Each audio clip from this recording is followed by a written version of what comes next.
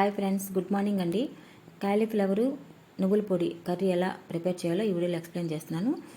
కాలీఫ్లవర్ని అయితే బాగా కడిగి క్లీన్ చేసుకొని పక్కన పెట్టుకోవాలి. అలాగే అల్లం వెల్లుల్లి పేస్టు, ఆనియన్స్ కట్ చేసుకొని, టమాటాలు, కొత్తిమీర, కరివేపాకు ఇలాగే అన్నీ రెడీ చేసుకోవాలండి. నువ్వుల పొడిని కూడా ఇలా పెట్టుకొని ఆ తర్వాత స్టవ్ పైన కుక్కర్ని అయితే పెట్టి అందులో ఆయిల్ వేసుకొని ఆవాలు, జీలకర్ర, అలాగే మినపప్పు, ఆ తర్వాత కరివేపాకు ఇందులో వేసుకొని వేయించుకుంటూ ఆ తర్వాత కట్ చేసుకున్న ఆనియన్స్ కూడా ఇందులోనే వేసుకోవాలి. కొద్దిగా దోరగా బాగా వేయించుకున్న తర్వాత ఇందులోని అల్లం వెల్లుల్లి పేస్ట్ కూడా వేసుకొని కొద్దిగా కలుపుకుంటూ ఉండాలి. తర్వాత టమాటాలు, అలాగే తర్వాత పసుపు, ఆ తర్వాత కారము, ఆ నెక్స్ట్ వచ్చేసేసి ధనియాల పొడి, తర్వాత అది వేసుకున్న తర్వాత ఇందులోనే సాల్ట్ని కూడా యాడ్ చేసుకోవాలండి.